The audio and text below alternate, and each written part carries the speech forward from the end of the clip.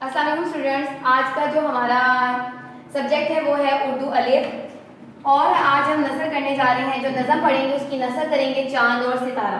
ठीक है, सबसे पहले हम इसके शेर पढ़ते हैं कि नज़म में जो शायर है सबा अकबर आबादी वो क्या बयान कर रही हैं, वो क्या कहती हैं। उनका पहला शेर है, एक रात आसमान से एक चांद और सितारा छुप छुप कर रहे थे दुनिया का जब नज़ारा। इसकी क्या नज़र होगी कि एक रात एक चांद और सितारा जब छुप छुप कर दुनिया का नज़ारा कर रहे थे, मतलब दुनिया को देख रहे थे। दोनों ने मिलकर सोचा आओ ज़मीन पे जाएं, घूमें इधर उधर भी कुछ सैर करके आएं।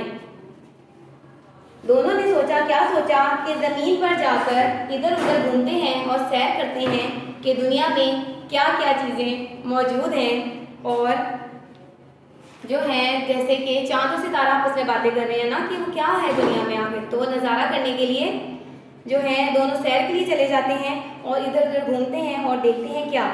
आए ज़मीन पे दोनों दुनिया को खूब देखा, जंगल पहाड़ दरिया गुलजार और सहरा।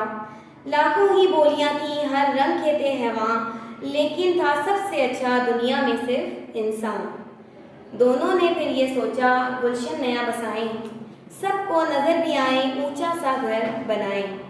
हर मुल्क में थी खूबी सौगात ही अलग थी, इस पाक सरजमी की कुछ बात ही अलग थी।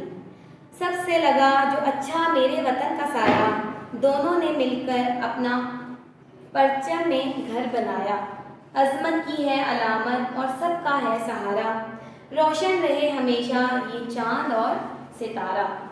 परचम ये चांद तारा करते हैं ये दुआएं, परचम पे चांद तारा करते हैं ये दुआएं, बच्चे भी इस वतन के ऐसे ही जगमगाएं।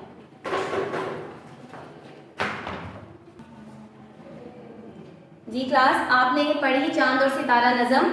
इस नज़म में आपने शेर पढ़े, अशार, कितने अच्छे अच्छे जो सबा अकबर आबादी ने लिखे हैं। अब हम इनकी नसर करेंगे।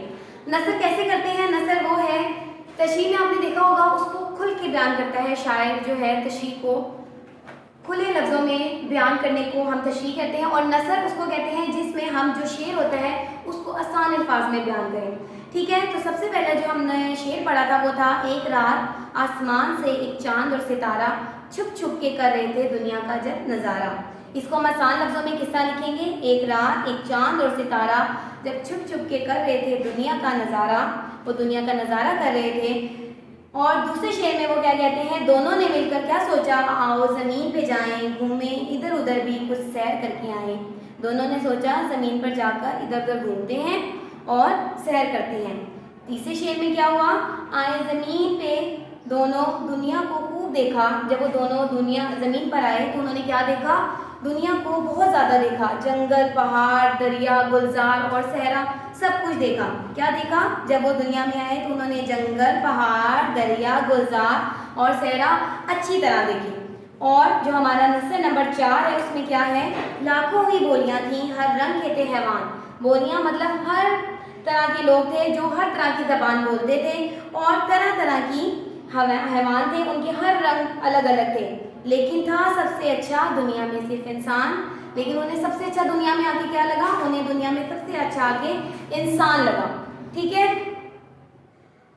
दोनों ने फिर ये सोचा गुलशन नया बसाएं। दोनों ने क्या सोचा, शेर नंबर 5 में वो ये कह रही हैं कि उन्होंने सोचा कि दुनिया पर चांद और सितारा सोचा किसी नई जगह ऊंचा सा घर बनाते हैं। ठीक है, सबको नजर आए ऊंचा सा घर बनाए ताकि हम सबको नजर आए, हम सब, हाँ यानी कि हम एक घर बनाते हैं ऊंचा सा जिसमें लोग हमें देख सकें कि हमारा घर कितना ऊंचा है। ठीक है, उसके बाद हमारा जो शेर नंबर 6 है, अजमत की है अलामत और सबका है सहारा, रोशन रहे हमेशा ये चांद और सितारा। चांद और सितारा कहते हैं कि हर मुल्क के अलग अलग तोहफे और अच्छी अच्छी बात थी, लेकिन उस दुनिया में पाक सरजमीन का मतलब पाकिस्तान सबसे, उन्हें पाकिस्तान जो है सबसे अच्छा लगा, क्योंकि वो सैर करने गए थे ना और वो देख रहे थे कि उन्हें पाकिस्तान के मुल्क की बोलियां और ज़बानें और उन पे उनके जो इंसान थे वो बहुत अच्छे लगे थे। तो उन्होंने कहा कि हमें जो है अपना वतन पाकिस्तान बहुत अच्छा लगा। अजमत की हर अलामत और सबका है सहारा, रोशन रहे हमेशा ये चांद और सितारा। ये चांद और सितारा हमेशा रोशन रहे, क्योंकि ये सबका सहारा है और हमारी अजमत की अलामत है। ठीक है, अब हमारा जो लास्ट शेर है उसकी नज़र हम कैसे करेंगे। परचम पे चांद तारा करते हैं ये दुआएं, परचम पे आपने चांद सितारा देखा है ना, वो ये दुआएं करते हैं, बच्चे भी इसी वतन के ऐसे ही जगमगाएं। क्या कह रहे हैं वो, परचम पर मौजूद चांद सितारा ये दुआएं करते हैं कि हमारी तरह इस वतन के बच्चे भी जगमगाते रहें जैसे वो कुछ वो परचम के ऊपर जगमगा रही हैं। सबसे पहले जो हम देखेंगे, अब हमने ये नज़म पढ़ी, नज़म की हमने नसर की, उसको आसान अल्फाज में बयान किया। ठीक है, अब जी क्लास अल्फाज मायने में पहला जो वर्ड है, जो अल्फाज है वो है नज़ारा। नज़ारा मंजर जो दिखाई दे। दूसरा हमारा लफ्ज है गुलजार, वो जगह जहां बहुत से फूल खिले हों।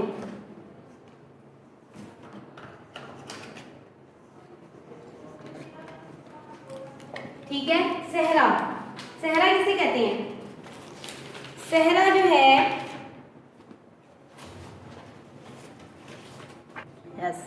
सहरा का क्या मतलब है, सहरा का मतलब है रेगिस्तान। हैवान, हैवान का मतलब जानवर। सौगात क्या होती है, तोहफा। पाक सरजमीन यानी कि हमारी ये जो जमीन है पाक सरजमीन, पाक जमीन। अलामत, अलामत का मतलब निशानी। बोलियां, बोलियां किसे कहते हैं, ज़बानें, जो मुख्तलिफ बोलियां बोली जाती हैं हमारे मुल्क में वो बोलियों को ज़बानें कहते हैं। अजमत, बड़ाई बयान करना। ठीक है, जगमगाएं, रोशनी। पहला अल्फाज मायने में जो पहला लफ्ज है वो है नज़ारा, मंजर जो दिखाई दे। गुलजार, वो जगह जहां बहुत से फूल खिले हों, उन्हें उसको गुलजार कहते हैं। सहरा, सहरा का मतलब रेगिस्तान। हैवान, जानवर। सौगात, तोहफा। पाक सरजमीन यानी कि पाक ज़मीन। अलामत, निशानी। बोलियां, ज़बानें। अजमत, बड़ाई। जगमगाएं, रोशनी। अब हम इसके जुमले करेंगे, जिसमें हमारा जो पहला वर्ड है, अल्फाज है, वो है घूमे। हम पार्क में घूमे, खूब घूमे फिरेंगे। आप अपने मर्जी से भी अल्फाज जुमले बना सकते हैं, लेकिन इस वक्त मैं जो जुमला बना रही हूँ वो लिख रही हूँ, हम पार्क में खूब घूमे फिरेंगे। ठीक है, साया, गर्मियों में दरख्त का साया नेमत है।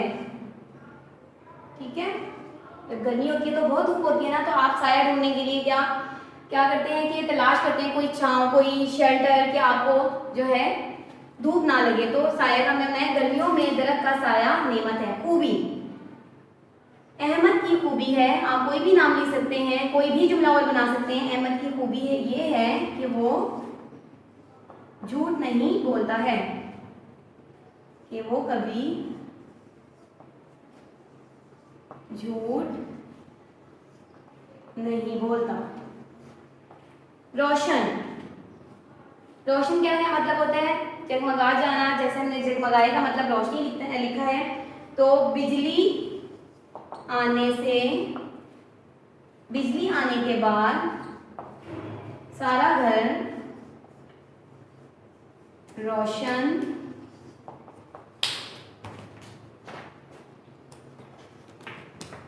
हो गया। ठीक है, दुआएं, दुआएं का क्या होता है, हमें अपने वालिदैन की खिदमत करके दुआएं लेनी चाहिए।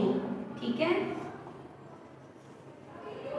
ये हमारे मुश्किल अल्फाज के मायने थे और इनके जुमले थे। अब हम इसके जो सवाल जवाब है वो करेंगे। हमारे सवाल जवाब में जो पहला सवाल है वो है, इस नज़म के शायर कौन है। मैंने आपको नज़म के शुरू में शायरा का नाम बताया था, सबा अकबर आबादी।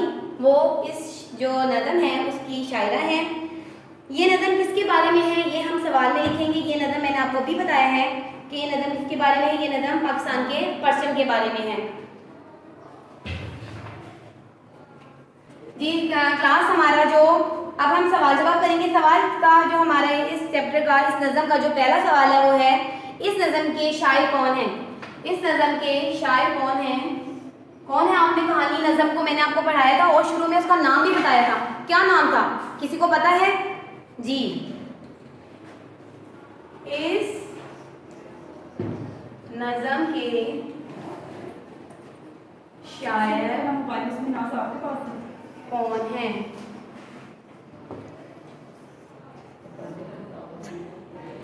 जी, इस नज़म के शायर का नाम सबा अकबर आबादी है। ठीक क्लास।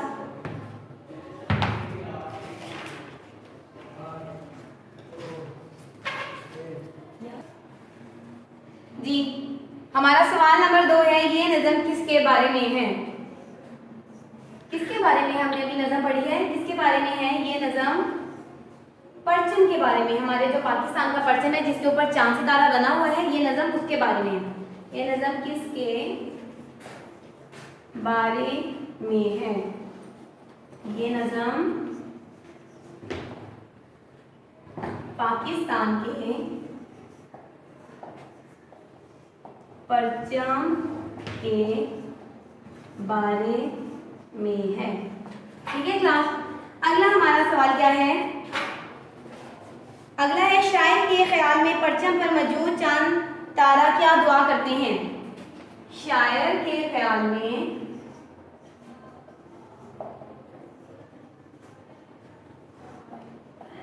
परचम में मौजूद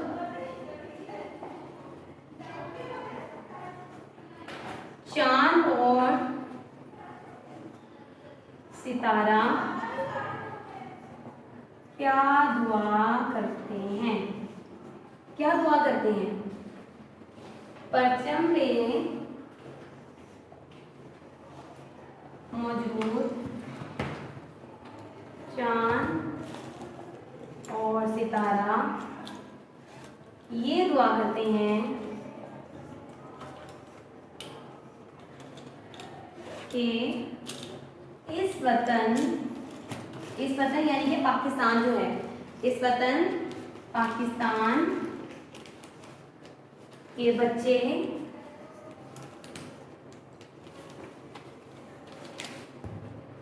हमारी तरह रोशन और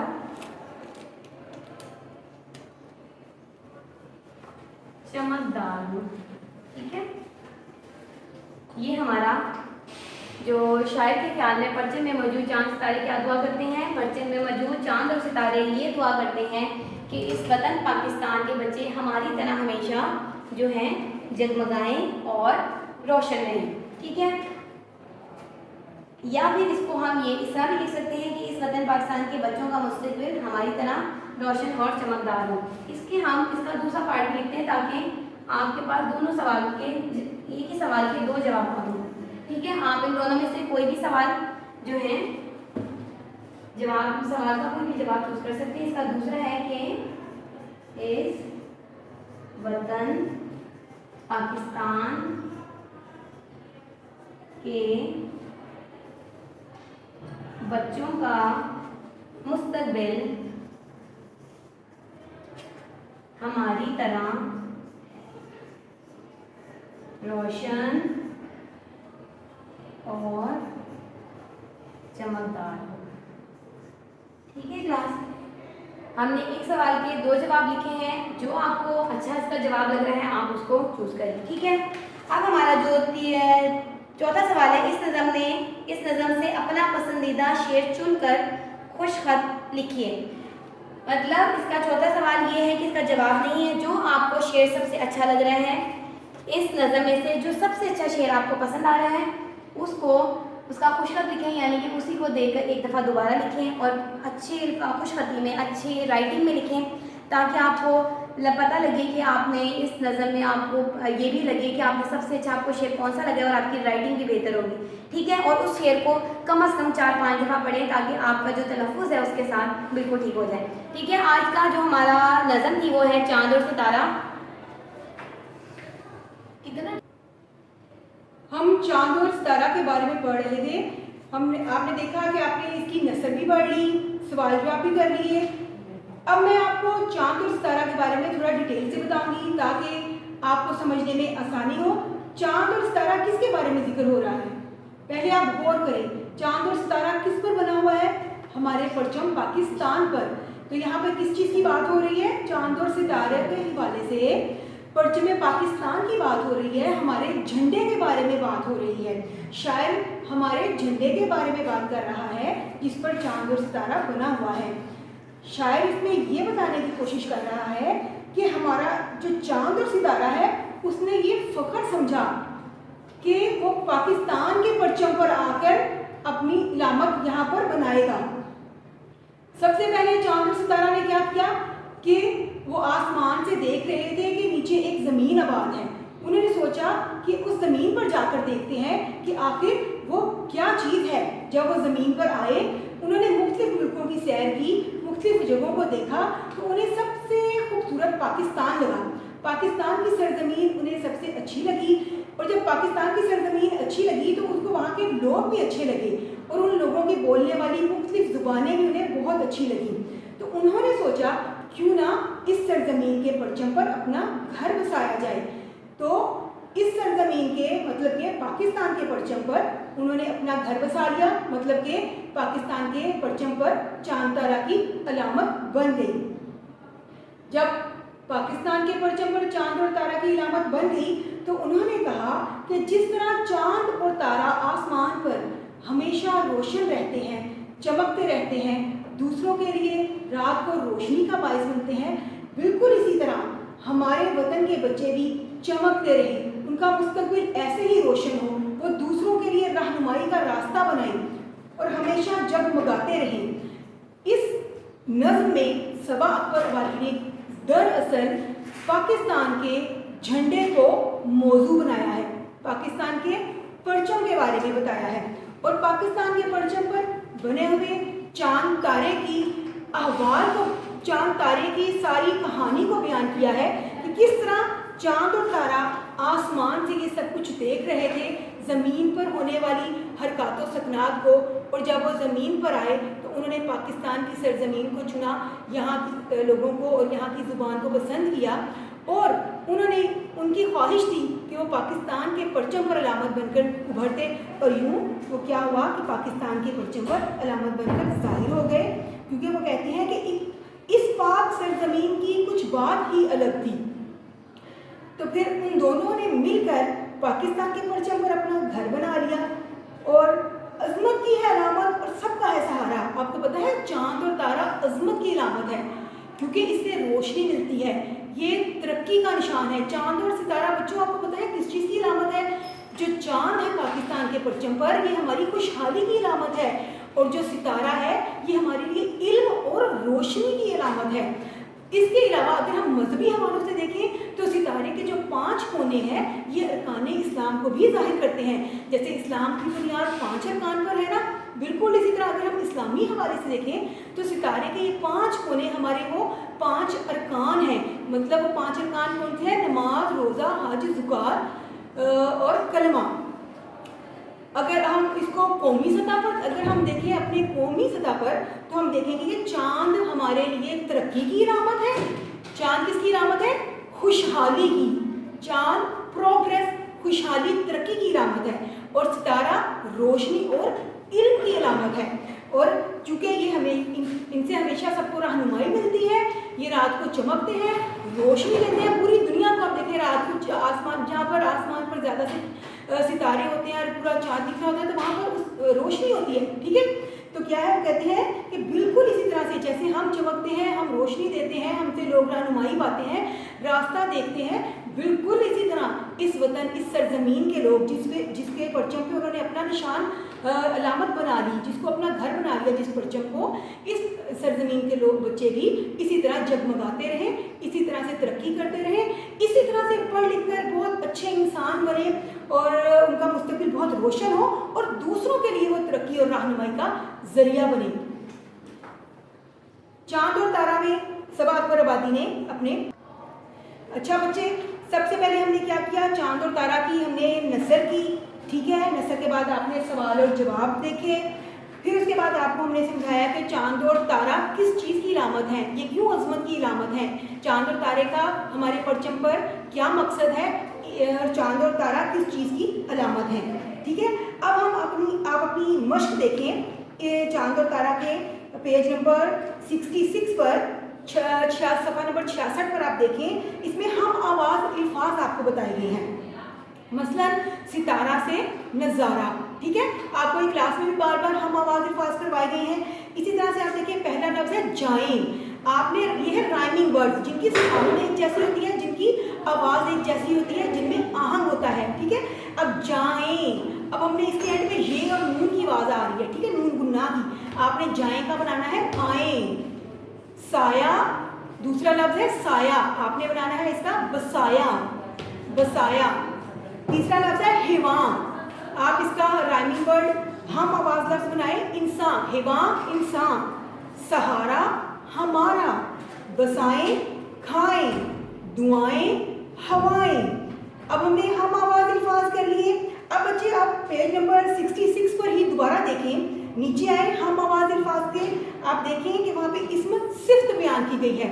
इसम सिफ्त क्या है, सिफ्त कहते हैं खूबी को, कोई भी ऐसा जुमला जिसमें किसी की खूबी बयान की गई हो, उस खूबी को हमने अंडरलाइन करना है, वो इसम सिफ्त होगी, ठीक है।